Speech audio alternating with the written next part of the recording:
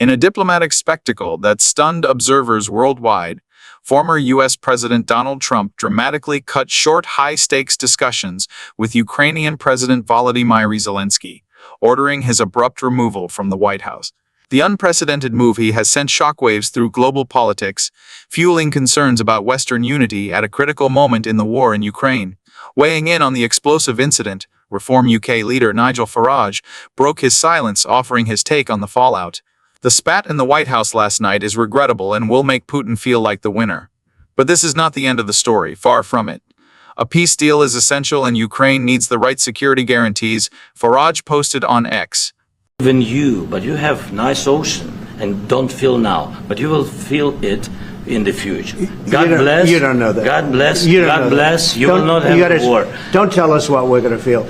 We're trying to solve a problem. Don't tell us what we're going to feel. I'm not telling you. Because you're in no position to dictate that. Remember this. I'm not dictating. You're in no position to dictate what we're going to feel. We're going to feel very good. You will feel influence. We're going to feel very good and very strong. You will feel influence. You're right now not in a very good position. You've allowed yourself to be in a very bad position, and he happens to be right about it. From the very beginning of the war. You're not in a good position. You don't have the cards right now. With us, you start having cards. Cards. Right now, you don't. Yeah, you're playing cards. Mr. President. You're playing cards. Serious. You're gambling with the lives of millions of people. You're gambling with World War III. You're gambling with World War III. And what you're doing is very disrespectful to the country, this country. That's back to you. Far more than a lot of people said they should have. Have you said thank you once? A lot of times. No, in this even entire today, meeting, you said thank you. Even today. You went to Pennsylvania and campaigned for the opposition in October. Offer some words of appreciation for the United States of America and the president who's trying to save your country. Farage weighs in on explosive Trump. Zelensky clash, declares Putin the real winner in a dramatic showdown at the White House. Former U.S. President Donald Trump and Ukrainian leader Volodymyr Zelensky engaged in a heated confrontation, their verbal clash playing out in front of the world's media. The high-stakes altercation has sent ripples through the global political landscape, prompting swift reactions from key UK political figures, including Reform UK leader Nigel Farage. Breaking his silence on the fiery exchange, Farage took to X to express his concerns, warning that the fallout from the dispute will be seen as a victory for Russian President Vladimir Putin. The spat in the White House last night is regrettable and will make Putin feel like the winner. But this is not the end of the story, far from it. A peace deal is essential, and Ukraine needs the right security guarantees, he posted. Farage's comments align with calls for diplomatic restraint from other UK political leaders, including Conservative leader Kemi Badenoch and Liberal Democrat Chief Ed Davey. Badenoch, urging respectable diplomacy, cautioned that a fractured Western alliance plays into Russia's hands. Meanwhile, pressure is mounting on Prime Minister Sir Keir Starmer, with Simp Westminster leader Stephen Flynn demanding he reconsider Trump's invitation for a second state visit in light of the Oval Office clash. Starmer had better get back up off his knees and revoke that offer, Flynn wrote on X. Despite the political furor, Downing Street has remained notably measured, confirming that Starmer spoke with both Trump and Zelensky following the tense meeting, but offering no overt condemnation or endorsement. Looking ahead, the diplomatic spotlight now shifts to an upcoming summit where European leaders, including Zelensky, French President Emmanuel Macron, and Italian Prime Minister Giorgia Meloni, will strategize on security guarantees for Ukraine. The UK, keen to solidify Western support for Kyiv, is expected to push for expanded military surveillance, intelligence sharing, and potentially even US-provided air cover to deter further Russian aggression. With tensions between Trump and Zelensky now spilling into the broader geopolitical arena, all eyes are on how the U.S. and its allies will navigate this delicate moment, one that could shape the trajectory of the war in Ukraine and Western unity in the face of Russian expansionism. It was an extraordinary exchange between Donald Trump and Zelensky yesterday in the Oval Office. What did you make of that when you saw it? Look, the reality is that peace talks are always difficult. Most conflicts and wars end up in some form of difficult, tense negotiation, and this was always going to be the case. Normally that happens behind closed doors. Very unusual to see it in the public gaze. And did it shock you? Yes, it shocked everybody. But what you've got to do is actually focus on what's the objective. The objective is we've got to find a way to get to an enduring peace. And the only way we can do that is by talking, however difficult, however hard it is. And it's actually not about personalities. It's about the objective.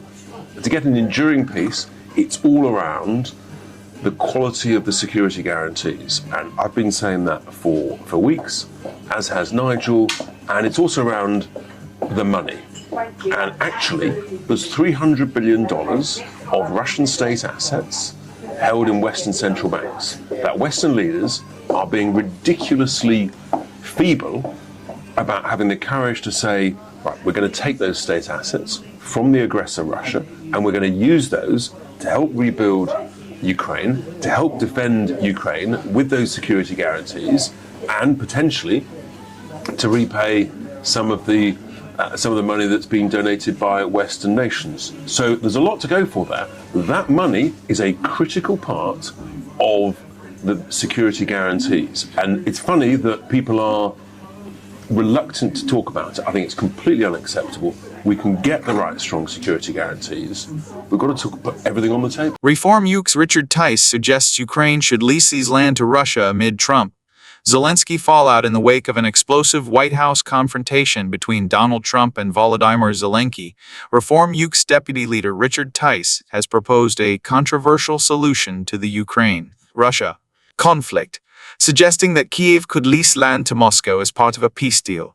Speaking exclusively to the Express from a cafe in Skegness, Tice described the Oval Office clash, where Trump accused Zelensky of gambling with World War II, before the Ukrainian leader stormed out, as a diplomatic shock, but an inevitable part of difficult negotiations. Normally, these discussions happen behind closed doors, he noted. Very unusual to see it play out in the public gaze. Tice, a close ally of Nigel Farage, argued that while Ukraine's sovereignty should be respected, achieving peace will require tough compromises. At the end of the day, people want peace, he said. There are different ways to deal with land issues, pointing to a potential arrangement where land currently occupied by Russia remains Ukrainian territory, but is placed under a long-term lease agreement with Moscow. The proposal, certain to ignite fierce debate, comes as Western leaders grapple with how to sustain support for Kyiv. Tice also criticized what he described as the West's feeble handling of Russia's frozen state assets, worth an estimated $300 billion, calling for those funds to be redirected towards Ukraine's reconstruction and defense. His remarks arrive amid a flurry of diplomatic activity. Ukrainian President Zelensky, fresh from his clash with Trump, is in the UK for high-level talks with European leaders, including a meeting with Sir Keir Starmer and an audience with the King. Meanwhile, Chancellor Rachel Reeves has announced that $27.8 billion in Russian assets held in the UK remain frozen, as Britain considers next steps in its ongoing support for Ukraine. With tensions escalating both in Washington and on the battlefield, Tice's comments underscore the increasingly fraught debate over how, and at what cost, a lasting peace in Ukraine can be secured. Sir Keir Starmer faces one of the most precarious foreign policy tests of his premiership, as he navigates the fallout from the extraordinary Oval Office clash between Donald Trump and Volodymyr Zelensky. With Britain standing as a key ally to Ukraine and a staunch partner to the United States, the Prime Minister must carefully manage relations with both without alienating either, a task easier said than done. Just last week, Starmer was in Washington for a warm and cordial meeting with Trump, during which he extended an invitation from King Charles for an unprecedented second state visit. Yet, within 24 hours, Zelensky found himself in the very same Oval Office seat, facing a frosty, combative reception. The Ukrainian leader was publicly chastised by Trump and Vice President J.D. Vance as disrespectful, before the former president abruptly pulled the plug on a much-anticipated peace deal. Now, as European leaders, including Zelensky and Canada's Prime Minister, assemble in London for a high-stakes summit, Starmer finds himself walking a diplomatic tightrope. His self-declared driving purpose has been to mend the rift between Ukraine and the U.S., an effort that could prove critical in ensuring Washington remains engaged in any future peace negotiation.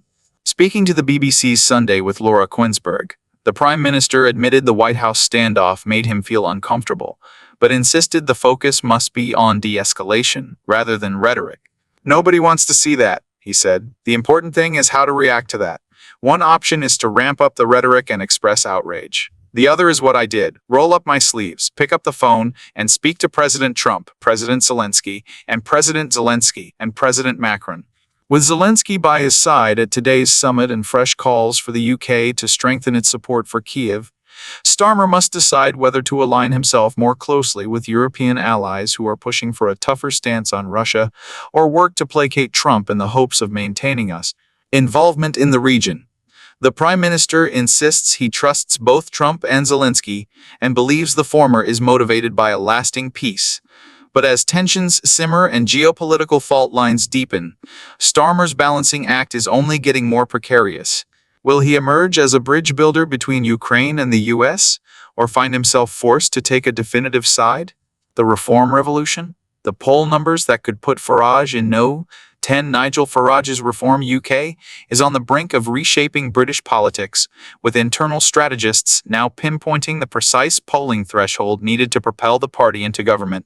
According to Reform UK chairman and millionaire entrepreneur Zia Yusuf, the party could clinch a narrow majority with just 31% of the vote, a figure that now seems tantalizingly within reach.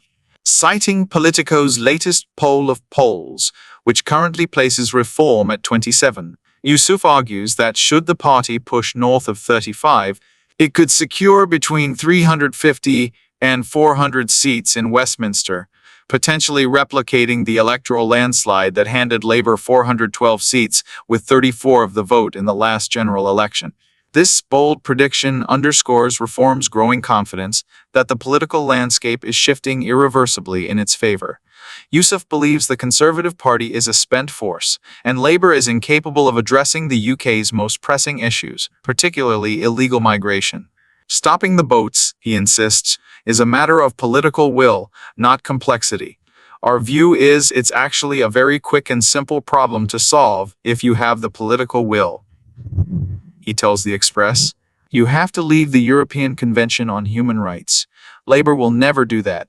You have to announce that nobody who comes here illegally will ever be allowed the right to remain. You have to deport people who come here illegally, so you take away the incentive." His argument is clear. Labour's reluctance to take such steps will only bolster Reform's appeal. A new political movement or a protest party? Yusuf, a self-made millionaire with roots in Sri Lanka, presents himself as the embodiment of Britain's potential. The son of Nate's workers, he built a career at Goldman Sachs before striking out as an entrepreneur. Now, as Reform UK's chairman, he insists the country can be turned around and restored to one of the greatest in the world again. His optimism is infectious. Reform now boasts over 218,000 members, and Yusuf claims party events feel more like a rock concert than a political rally. But behind the buzz, Reform faces a fundamental challenge. With the May local elections approaching, the party has even established a dedicated defections team to handle a flood of interest from former Conservative and Labour members. Yet Yusuf insists they are not indiscriminately recruiting. "We're very precious about the culture of the party. We know what we believe in and what we stand for." That belief system, he argues, is resonating across the country. Labour's recent attacks on Reform, he claims, are proof Sir Keir Starmer now views them as the real opposition. "You can see the fear in his eyes," Yusuf says. He's terrified, understandably, because Reform is shining a very bright, disinfecting light on this wretched government, and we're not going to stop. Farage, Trump, and the battle for Britain's future. Farage's long-standing friendship with Donald Trump remains one of the more controversial elements of Reform UK's rise. But Yusuf insists the association is a strength, not a liability. "I think having good relationships with incredibly powerful world leaders is an advantage for the United Kingdom," he argues. Nigel has been really clear he wants to stand up for the British people, and Trump has always been about America first. Well, it's time we put the interests of the British people at the heart of every policy decision. Yusuf, who describes himself as a British Muslim patriot, insists Reform is open to anyone who shares its core values. "We stand for family, we stand for community, we stand for community, we stand for country." If you believe in those things, it doesn't matter what your background is. You are welcome here. The Reform Vision. A new economy, a stronger military, a different Britain as defense ministers from across Europe gather in London to discuss Ukraine. Yusuf is quick to dispel any notion that reform is soft on Russia. Nigel has been extremely clear. Vladimir Putin is an evil dictator who must be stopped, he says. But he believes Britain's ability to respond has been crippled by decades of underinvestment in the military. For Yusuf, restoring Britain's economic and military strength is inextricably linked to breaking away from insane net-zero policies that he says are choking economic growth. His alternative, small nuclear reactors, which he describes as a godsend. That will deliver lower bills, more jobs, and a cleaner environment. The objective should be to promote the flourishing of the British people. That's the only thing we should care about. A political earthquake in the making? If Yusuf's projections are correct, Reform UK is on the verge of a historic political upset. Britain's GDP per capita now lags behind Australia, the US, and Ireland, and he argues the country could thrive if it didn't have leaders who actively harm the British people. But the true test for reform is yet to come. While its poll numbers are rising, the coming months will determine whether this insurgent force is a fleeting protest movement or the party that rewrites Britain's political future. Thanks for watching. Stay connected. Don't forget to like and subscribe to keep up with our latest videos and stay ahead of the curve on the issues shaping our world. For even more, join our free Telegram group, link in the description, for uncensored holds barred discussions on the topics that matter most. Be part of the conversation. Your voice counts.